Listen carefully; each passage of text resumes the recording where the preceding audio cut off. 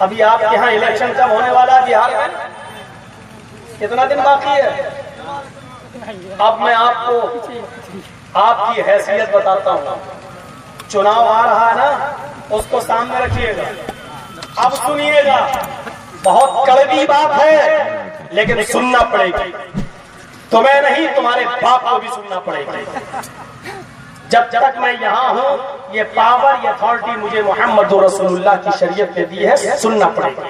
हम चले जाएंगे, गालियां देना, हम पूरे साल तुम्हारी गालियां सुनेंगे, लेकिन 2 घंटे 1.5 घंटा जब तक मैं यहाँ हूँ, तकरीर मेरी चल रही है, उतनी देर तुम्हें मेरी सुनना पड़ेगी। एक अच्छी गाय खरीदना हो, दूध वाली बेहतरीन नस्ल की गाय, तो आप बताइए, हम लोग शहर के हैं, हमें नहीं मालूम, एक अच्छी गाय इस वक्त कितने रुपए की मिलेगी कम से कम? 40,000 की। मीडियम किस्म की मान लो 20 से 25,000 रुपए की गाय। यही हाल भैंस का है। अच्छी 30-40,000 की, नॉर्मल किस्म की, मीडियम किस्म की 20-25,000 की आपको एक अच्छी भैंस मिल जाएगी। एक अच्छी नस्ल की बकरी अगर आपको खरीदना हो दूध वाली, तो कम से कम 10 से 15,000। अच्छी किस्म की बकरी 15 से 20,000, नॉर्मल मीडियम किस्म की बकरी 10 से 15,000। एक अच्छी नस्ल का कुत्ता खरीदना हो, कुत्ता कितने का मिलेगा? कोई आपके घर की चोरी करने आए, भाग के भगा दिया। एक अच्छी नस्ल का कुत्ता कम से कम 20-25,000 का, नॉर्मल किस्म का ले लीजिए 10 से 15,000 का। ये एक कुत्ते की कीमत है। 10,000 कम से कम और 10,000 से ऊपर अच्छी जितनी आला नस्ल का आप तलाश करेंगे, ये 10,000 से ऊपर।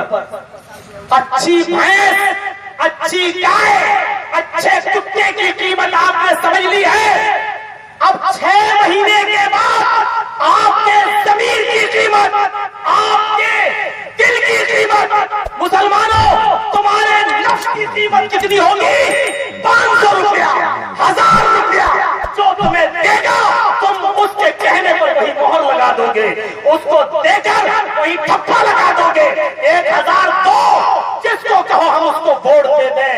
हम एक अच्छी नस्ल के कुत्ते से भी ज्यादा सस्ते हो चुके हैं। ये हमारी हैसियत है, ये हमारी औकात है।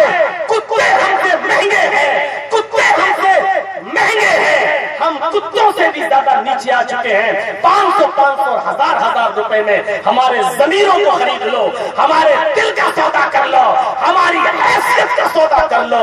5-6 महीने के बाद हमारी हैसियत कुत्ते से भी ज्यादा जलील हो जाएगी। ये हमारी हैसियत है। जर्जी साहब, यही तो सुनना चाहते हैं, तभी तो बुलाते हैं आपको। आप ही के इलाके में आके हम कुत्ता बना रहे हैं। इससे ज्यादा हमारी हालत क्या होगी जो इस वक्त मौजूदा हालत में है? और फिर हमारे अलावा लड़ कौन रहा है? हमें तो कोई दिखता नहीं है। ढूंढ रहा हूं कि कोई 10-15 मौलवी हमारा साथ देने वाले हो जाएं, लेकिन कह देते हैं साहब इस हम्माम में तुम अकेले नंगे रहो जर्जी साहब, हमें नहीं होना है। और हम कहां तक लड़ेंगे? इस वक्त सूरत हाल दूसरी हो चुकी है। इस वक्त दूसरी हालत हो चुकी है। जो बोल रहा है वही अंदर जा रहा है। कानून नाम की कोई चीज नहीं रह गई है। संविधान है ही नहीं। इमरजेंसी से बदतर हालत है। जब इस देश का एक्स पुराना साबिक वजीर खजाना, वित्त मंत्री पी चिदम्बरम जैसी शख्सियत के हार जेल के पीछे चली जाए, तो मेरे भाइयों हम मौलवियों का हाल क्या है? हमारी हैसियत क्या है? हमारी औकात क्या है? आजम खां जैसे लोगों पर 80 मुकदमे दर्ज हो जाए। एक मुकदमा नहीं, 2 नहीं, 80 मुकदमे दर्ज हो जाए। और उन मुकदमों में जानते हो, भैंस की चोरी का मुकदमा, बकरी चोरी का मुकदमा, बकरी चोरी। इतना बड़ा मिनिस्टर, इतना बड़ा कैबिनेट मिनिस्टर जो रह चुका, बकरी चुराएगा, किताबें चुराएगा।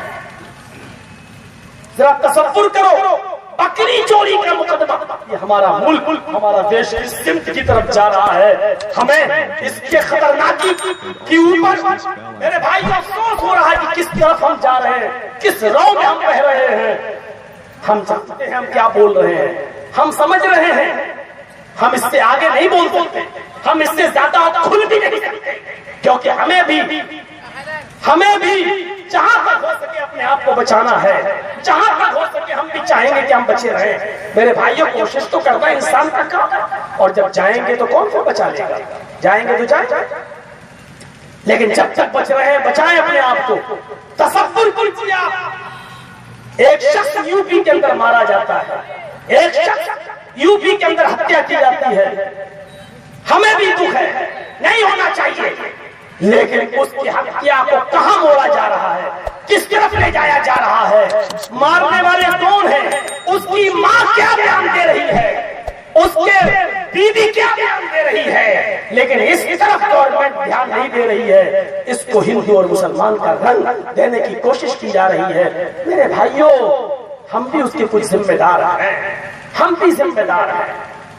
हम जज्बाती हो जाते हैं, जज्बाती, हमें हिंदुस्तान के कानून पर भरोसा नहीं रहता है।